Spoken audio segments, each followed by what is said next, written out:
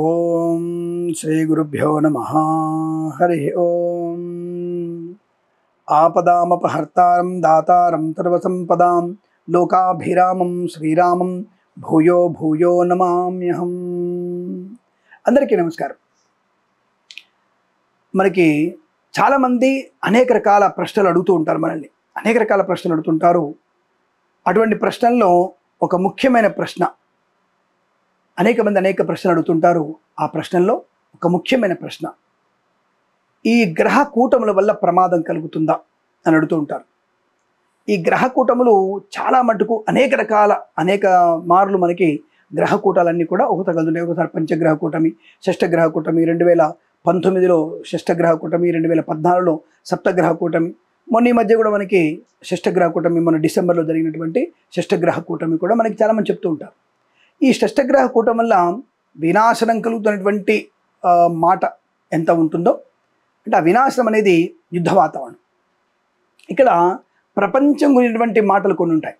So ఎవరికి వారు యమునా తీరే, ప్రతి ఒక్క జ్యోతిష్కుడు నేను పలాంది చెప్పాను కాబట్టి పలానా చెప్పిన దాంట్లో నీకు విమానం కూలిపోయింది, పలానా చెప్పినాను కాబట్టి మనకి అక్కడ ఫ్యాక్టరీ పేలిపోయింది, నేను చెప్పాను కాబట్టి హెలికాప్టర్ కూలిపోయింది కేదార్నాథ్లో, నేను చెప్పినాను కాబట్టి వాళ్ళకి ఉక్రెయిన్కి రష్యాకి యుద్ధం వచ్చింది, నేను చెప్పాను కాబట్టి ఇజ్రాయిల్కి ఇరాన్కి యుద్ధం వచ్చింది, అనేక మంది చచ్చిపోయారు. అలాగే నేను చెప్పాను కాబట్టి షష్టగ్రహ కూటమి ఉంది కాబట్టి భారతదేశానికి పాకిస్తాన్కి యుద్ధం వచ్చింది అని చెప్పేవాళ్ళు ఉంటారు.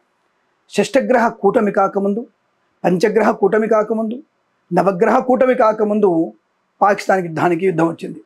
కార్గిల్ వార్ వచ్చినప్పుడు ఏ గ్రహ కూటమి ఉంది. అలాగే మనకి 1965లో యుద్ధం జరిగింది, 73లో కూడా యుద్ధం జరిగింది. ఆ సమయంలో కూడా గ్రహకూటమి ఏం లేదు. ఆ సమయంలో గ్రహకూటమి కూడా ఉంది. గ్రహకూటమి లేదు, గ్రహకూటమి ఉంది. యుద్ధం ప్రారంభమైన తర్వాత గ్రహకూటమి వచ్చింది. యుద్ధానికి 2 నెలల ముందు గ్రహకూటములు వచ్చాయి.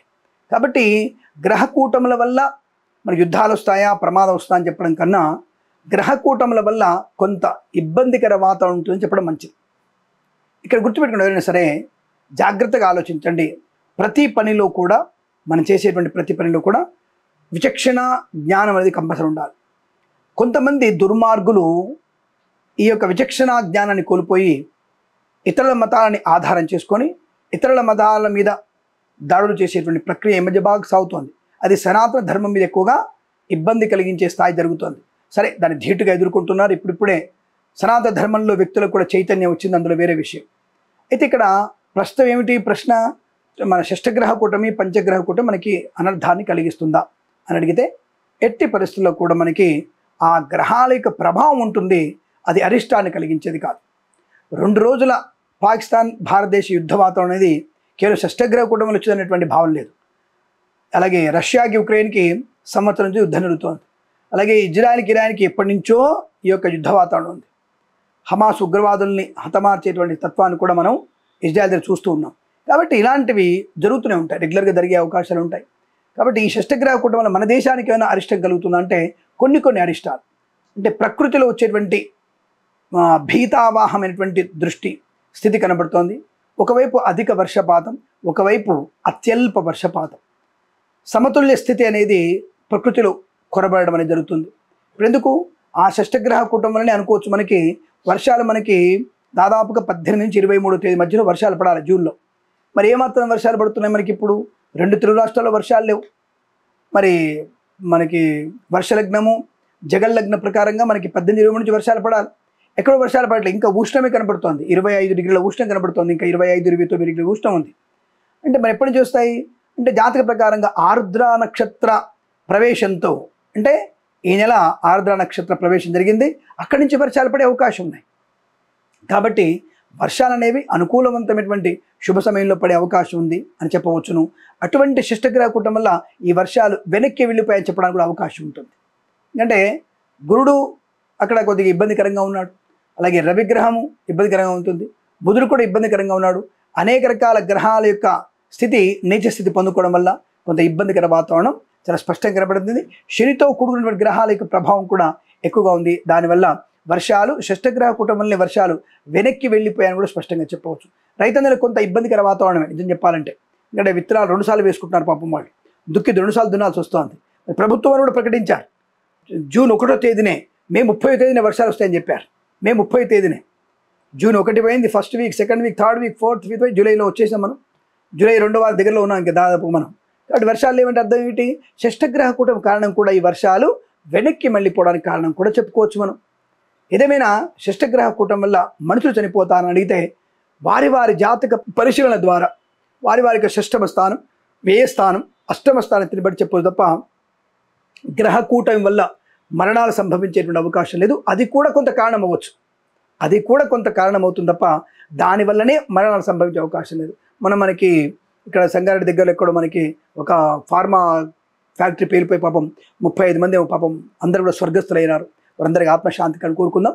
కానీ అదంతా కూడా షష్టగ్రహ కూట ప్రభావం. అంటే షష్టగ్రహ కూట ప్రభావం అనేది ఎప్పటి వరకు ఉంటుంది? కనీసం 6 మాసాల వరకే. మరి షష్టగ్రహం ఎప్పటి వరకు ఉంది? గత సంవత్సరం డిసెంబర్లో ఉంది. మరి ఇప్పుడు కానీ ఎక్కడ దాకా ఉంది? ఫిబ్రవరిలో అనుకుందాం. ఫిబ్రవరిలో మళ్ళీ పంచగ్రహ కూటమి ఉంది అనుకుందాం. అది వెళ్ళిపోయి దాదాపుగా 6 నెలలు అవుతుంది కదా. కానీ ఇంతవరకు దాని ప్రభావం ఉండే అవకాశం కష్టం. కాబట్టి ఆ యొక్క స్థితిలో మీరు జూలై పంచాంగంలో చూసుకుంటే కూడా తప్పకుండా మీకు కొన్ని చోట్ల ఈ ఫ్యాక్టరీలో ప్రమాదం జరిగే అవకాశం ఉందని కూడా స్పష్టంగా చెప్పబడింది. మేము కూడా పంచాంగంలో చెప్పాం, జూలై మాసంలో కొన్ని ఇబ్బందులు ఉంటాయి, ఉపద్రవాలు ఉంటాయని చెప్పడం జరిగింది. అలాగే కొన్ని ప్రాంతాల్లో ఇప్పుడు ఉత్తరాఖండ్, జార్ఖండ్, అలాగే కేదార్నాథ్ వైపు చూసుకుంటే ఇప్పుడు రేపు వచ్చేటువంటి జూలై 20 నుంచి 29 తేదీ మధ్యలో 20 నుంచి 29 కొండ చర్యలు విడిపడే అవకాశం, అనేక మంది ఇబ్బందులు పడే అవకాశం ఉంది. ముందు చెప్తున్నాగా జాగ్రత్తలు పాటించండి. జార్ఖండ్, ఉత్తరాఖండ్, అలాగే మన కేదార్నాథ్, బద్రీనాథ్లో కానివ్వండి, ఇటువంటి చోట్లలో కొన్ని ఉత్పాతాలు మనకి ఇబ్బంది కలిగిస్తాయి. సామాన్య జనులకి ప్రమాదం కలిగే అవకాశం. ప్రభుత్వం ఎంతని మనకి సాయం చేస్తారు? ప్రాణం పోయిందాక ఎందుకు పడతారు? వెళ్ళొద్దురా నాయన అంటే నేను అందులోనే వెళ్తా అంటే ఎందుకు వెళ్తున్నారు మీరు? కాబట్టి అలా కొన్ని ఇబ్బంది జరిగే అవకాశం ఉంటుంది. దీనితో పాటుగా ప్రకృతి విపత్తు ఒకటి, అలాగే ఉగ్రవాదుల యొక్క ప్రభావం కూడా ఉంటుంది. చెడ్డవాడికి ఊరికి ఎందుకుంటాడు? వాడు చెడు మాత్రమే కావాలి. ఆ చెడుతోనే వాడు సావాసం. చెడు వాడు పుట్టుకనే చెడు. వాడు పుట్టుకనే రావణాసురుడు, మైరావణుడు, కంసుడు, వాడి అంశలో పుట్టాడు వాడు. కాబట్టి వాడు అటువంటి తత్వం కలిగి ఉంటాడు. కాబట్టి భగవత్ కృప పొందుకోవడానికి మనం జాగ్రత్తలు పాటించే ప్రయత్నం చేయాలి. కాబట్టి షష్టగ్రహ కూటం వల్ల కొన్ని విపత్తులు వస్తున్న విషయం వాస్తవమే. కానీ అన్ని మరణాలకి, ఆకస్మిక మరణాలకి కానీ ఇవన్నీ కూడా షష్టగ్రహ కూటమి ఇతర గ్రహ కూటాలు కారణమవుతాయనే విషయంలో లేదండి. వారి వారి జాతకంలో వచ్చేటువంటి ప్రభావం, గోచారంలో వచ్చేటువంటి గ్రహ ప్రభావం కూడా మనకి ప్రమాదాన్ని కలిగిస్తుంది. కొన్ని గ్రహాలు నిజ స్థానాన్ని పొందినప్పుడు కొన్ని ఇబ్బందికర వాతావరణం కలిగే అవకాశాలు ఖచ్చితంగా ఉంటాయి. కాబట్టి కొన్నిటిని మనం జాగ్రత్త చూసుకుంటూ భౌగోళిక స్థితిని జ్యోతిష్యం ద్వారా తెలుసుకొని జాగ్రత్తలు పాటిస్తే శుభకరం, మంగళప్రదం, ఆనందకరంగా ఉండే విషయం తెలుసుకోండి. ఏదేమైనా గ్రహ కూటాలకు ఒకసారి మంచి కలిగిస్తాయిగా.